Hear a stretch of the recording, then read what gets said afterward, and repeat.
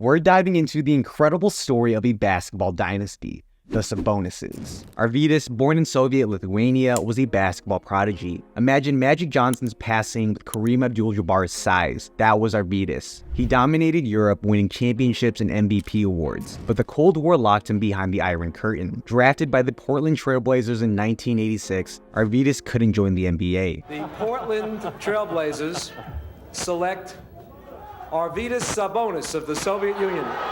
Injuries and political complexities delayed his dream. He was the best player on the Soviet Union team, winning the gold medal at the 1988 Olympics. He won the award for the best European player 6 times, won the championship in every country he played, won the MVP awards in the EuroLeague and EuroBasket, and was named one of the 50 greatest EuroLeague contributors. He was named the best athlete in his country on 4 occasions, and he was so big of a deal at home that he married the first Miss Lithuania. Finally, in 1995, Arvydas reached the NBA at the age of 31. Though past his peak, his talent shone. He earned all-star selections and became a beloved Blazer, but injuries continued to plague him. Despite the challenges, Arvydas paved the way for European players in the NBA. His impact was undeniable, but what made him so good? One of the greatest playmakers from the center position in basketball, the 7'3" Sabonis laced perfect passes to cutters on the perimeter and found open teammates in the interior. He was an equally effective scorer, shooting a soft hook shot or finishing strong going to the basket. But did you know his son Domantas was already following in his footsteps? Raised on basketball, Domantas had the talent and pressure of a legacy.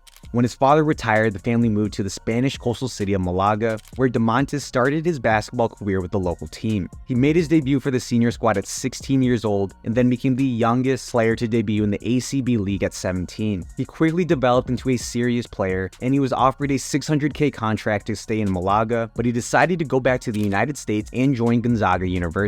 Domantas had a good start for the Bulldogs, averaging 9.7 points and 7.1 rebounds on a 66.8% field goal percentage. He was named to the All-WCC second team as well as the WCC All-Freshman team, and he helped the Zags reach the Final Four tournament. He was already on the NBA radar but decided to return to Gonzaga for his sophomore year. In the offseason, he was the youngest player on the Lithuanian national team that won the silver medal at the EuroBasket in France. In his sophomore year in college, Domantas in Gonzaga was stopped in the Sweet 16 by Syracuse. He averaged 19.6 points, 14.3 rebounds, 2.6 assists, and 3.3 blocks in 3 games of the NCAA tournament and was named to the CBS College Basketball All-America third team. Then, Domantas decided to take his talents to the big league and declared for the 2016 NBA draft. With the 11th pick in the 2016 NBA draft, the Orlando Magic select Domantas Sabonis from Kaunas, Lithuania, and Gonzaga University. He was selected 11th overall by the Orlando Magic, but was immediately traded to the Oklahoma City Thunder along with Ersan Ilyasova and Victor Oladipo for Serge Ibaka. Domantas started 66 of 81 games in the 2016-17 season, averaging just 5.9 points and 3.6 assists. His minutes were limited after the Thunder brought in Taj Gibson, and after only 1 year in OKC, Sabonis left. He was traded along with Victor Oladipo to the Indiana Pacers in exchange for All-Star guard Paul George. It was during his Pacers era where Sabonis truly found his stride. He blossomed under coach Nate McMillan, who embraced his unique skill set. Domantas became a double-double machine, exceeding expectations with his versatile offensive arsenal. He even recorded the Pacers' most consecutive double-doubles, surpassing Troy Murphy's record. But his impact went beyond stats. He became a vocal leader, rallying teammates with his energy and passion. The 2019-20 season saw Domantas take another leap. He notched his first career triple-double, becoming the first Lithuanian player to achieve the feat in the NBA. But this wasn't a fluke. He continued racking up triple-doubles, becoming the first Pacers player to do so in consecutive games since Reggie Miller in 1995. He earned his first All-Star selection, joining Ilgauskas as the only Lithuanians to reach basketball's biggest stage. His leadership grew, and he averaged a career-high 18.5 points, 12.4 rebounds, and 5 assists, becoming a cornerstone for the Pacers.